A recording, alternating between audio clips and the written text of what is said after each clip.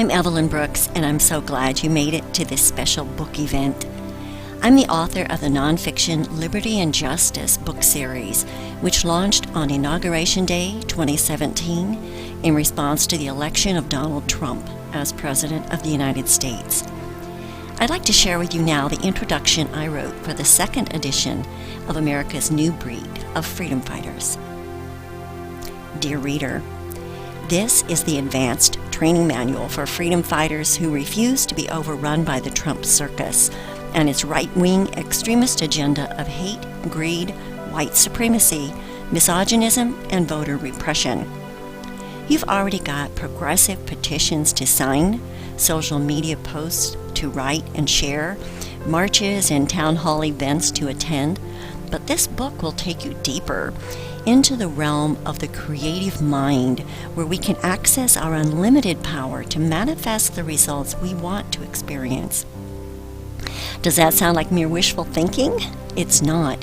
We are fully capable of using mental abilities we've given little attention to before.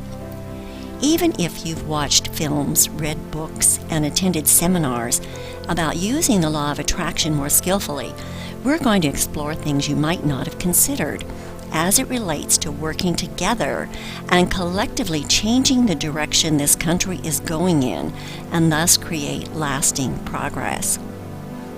At this time, we are being eagerly watched by the many who have gone before us and are no longer in physical form, by those who know firsthand the hard fight to gain justice and liberty and the fruits of democracy. They are on our side, cheering our goals and actions. Listen for that whisper of encouragement and love when you focus on the desired outcome of expansion in civil rights and freedom. However, showing Trump and his pals the exit door is only a beginning, not a culmination.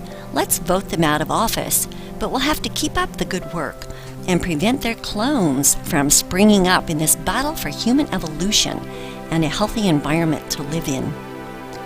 The work will continue beyond our own lifetimes, but this will be our legacy to future generations. I invite you to make a simple commitment to progress. In fact, I believe each member of the resistance deliberately chose this lifetime to be on hand for the big changes ahead and to be part of making them happen. This is a new type of revolution the world has never seen. Gandhi would recognize elements of it, as would Nelson Mandela and other proponents of peaceful change. So, of course, would our nation's founding fathers and mothers, who established a new way of living that has the seeds of worthy achievement firmly planted in its soil. In times of great trouble, when a nation's citizens are under attack from within or from without, people begin to gather from all backgrounds and communities to form a resistance. These people have one important thing in common. Whether they are fighting the Nazis or resisting Donald Trump and his elitists, they are willing to stand up and speak out for freedom. As Tom Brokaw put it, in regards to hostile acts by the Trump administration and the Republicans in Congress, make no mistake about it, we are at war. Books and films offer us a window into history's traditional wars, such as World War II, during which brave resistance fighters risked their lives and the safety of their family and friends to combat Hitler's takeover of their own countries or the countries of allies. They had to meet in secret, create code names, and establish enigmatic ciphers and elaborate lines of communication with the underground. They stockpiled weapons and supplies. They went hungry. They rationed. They mended their clothes and did without the comforts we take for granted. They furtively disseminated news bulletins and information at the risk of being discovered, arrested, tortured, shot. At all times, their personal safety was at risk. They led a double life, and especially for agents infiltrating enemy territory, they had to leave the relative safety of home with perhaps only a clandestine radio for company. Today, we've got it far easier than any band of freedom fighters in history. With the incredible power of the internet at our fingertips, we can battle the Republican leaders from home, on the go, or at the neighborhood coffee shop. We click sign and submit a petition to our representatives in government, adding our single voice to the voices of millions. We share our messages in social media. We write letters to our congressional, state, and local leaders, demanding accountability, insisting that they stand up to Trump and his cohorts. We meet openly in our communities, and we march in the streets in nonviolent protests against the Trump administration's extremist agenda. You may have felt all your life that there was some elusive purpose you were meant to be fulfilling. If you feel in alignment with the statements in this book, then I believe you found your purpose. You're a freedom fighter. I am pleased to present the second edition of America's New Breed of Freedom Fighters for all the Democrats, progressives, and liberals who are watching the news and wondering frantically, what on earth can we do about this powder keg situation? As I write this, we've already survived long months of mind-boggling behavior and legal restrictions imposed by the Republicans in Congress and their figurehead, Mr. Trump. Trump's role? He's not really the leader of the free world. Despite his claim that he is a stable genius and that he is the least racist person in the country, he's merely the clown on a jerry-rigged stage who keeps the media distracted and the crowd roaring in either glee or outrage, while his henchmen systematically loot the country. If you feel strangled by fear, nervous to pick up a newspaper or turn on the television, I hope you will find relief in this book. My life mission is to help people heal and be happier and be more effective in creating results that improve life and are for the greater good of the many, not the few. Together, we can uplift the collective consciousness to create a blue wave bigger than a tsunami to wash away the filth of greed and self-aggrandizement. As we join together, open your mind to replacing worry with a deeper understanding of how today's new breed of freedom fighters need to think and behave in order to defeat tyranny. To truly make progress in long strides, we must shift our collective focus away from Trump and toward what we want to achieve, using the best practices of the law of creation, also known as law of attraction. We create what we picture in our minds and then steep with emotion, whether fear or happy anticipation. We create in our environment a reflection of our most heartfelt thoughts. When we allow anger and anxiety to muddy our mental pictures, we inadvertently align our creative energy with the dark force. Are you ready for your hero's journey? Perhaps you've already embarked on it and would like to sharpen your tools and hone your skills at creating what you desire. In this volume, along with a new section titled The Heart of Progress, you will find the first edition of the book issued on Inauguration Day 2017 in its entirety. I also reviewed the original material for the purpose of creating a spiritually uplifting experience as you read. We communicate with words, which set up a vibrational reaction as we read, but also with the invisible energy called body language, which is present even when we are not physically near one another. Just as your computer is connected to the same internet the rest of us access, there is an inescapable energy of connection between all of us within the one mind. The higher we go in the stream of consciousness, up where love, peace, compassion, and joy thrive, the more alive and calm we feel, and the more powerful we become as freedom fighters for democracy. Reading this book will energize and enliven you as you come into harmony with ideals that uplift and inspire you to bring your most glorious self into play.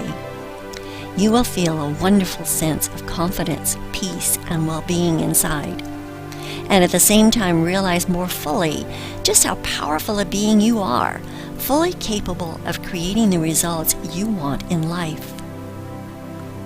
In the conclusion of Walden, Henry David Thoreau wrote, "I have learned this, at least by my experiment, that if one advances confidently in the direction of his dreams and endeavors to live the life which he has imagined, He will meet with a success unexpected in common hours. He will put some things behind, will pass an invisible boundary. New, universal, and more liberal laws will begin to establish themselves around and within him. Or the old laws be expanded and interpreted in his favor in a more liberal sense, and he will live with the license of a higher order of beings. As we join together and move forward with determination and fervor in the name of justice, you may feel that you have been catapulted into that higher order of beings to which Thoreau refers. That exhilarating feeling will expand as we actively engage with our government at all levels to create a stronger and more robust democracy. In the new section called The Heart of Progress, in addition to describing the urgency of our Code Blue crisis, I address our need to, as Barack Obama phrases it, tend to the garden of democracy. The valuable work of marchers and protesters is summarized, and I share some of the voices of progress and a review of the voices of destruction we've heard since Trump's taking office. We'll also be investigating how our words and deeds can act as boomerangs for the greater good in this inside-out universe of ours, and how to harness your own words to create the most effective results possible. Let's look at a more vibrant approach to understanding the paradigm of progress and why it's critical to elevate our collective belief system and thus advance human evolution. I invite Democrats to take back our flag, and I offer a new series of affirmation in fortune cookies for freedom fighters. In listing my personal 5 freedoms, I hope you will feel inspired to enumerate your own goals and dreams for progress that help you stay motivated to march and be involved in our government of the people, by the people, and for the people. I urge you to begin doing these 3 things starting today. 1. In social media, especially in Twitter, unfollow Donald Trump in all his guises and unfollow all Republican members of Congress and your local and state Republicans. If enough of us do this, they will see a significant drop in their popularity rating. Yes, of course, they can have their social media managers use bot techniques to add a few million fake followers, but by removing your energetic interest in what they share, you begin detaching from that dark force. Do not retweet or pass along Republican social media and email marketing material. In your own inbox, stop opening email with alarming subject lines, no matter who the email is from. When you read a scary prediction such as, "Oh no, we're losing," it sets up an unhealthy vibration in your mind and body. You immediately picture a result you don't want, the Republicans winning. That statement and similar ones were unfortunately repeated again and again by Democrats in the presidential campaign of 2016. I realize the email marketing managers probably thought it was a great idea to get people to open the email and hopefully make a donation. However, the unfortunate tactic of embedding the collective picture of losing in the minds of Democrats resulted in the surprise election of a man who claims he never thought he'd win. We cannot continue to align with thoughts and images of what we don't want to happen. We must keep our sight on being in harmony with the good we desire to create, and that means disciplining our emotions to respond rather than react to stimulus. 2. Stop being a news junkie. You don't need to have the news on all day long in order to keep up with what's going on. Get the news in brief and then turn it off. We used to call it brainwashing or propaganda when short, emotionally charged statements are reiterated to such a degree they become embedded in the minds of the listeners. Now we call it the news, or even more devastatingly, Fox News. You do not need to fill your mind with a nonstop stream of negativity and fear-inducing messages. When we do this, we diminish our own ability to vibrate at the high level of energy needed to create the awe-inspiring changes we have in mind for our country and indeed the entire world. 3. Discard unwanted images in your mind of what Trump and his team are doing to destroy the environment and devastate the lives of millions. Keep a strong vision of what you do want to help create. Happy, healthy children who have access to education.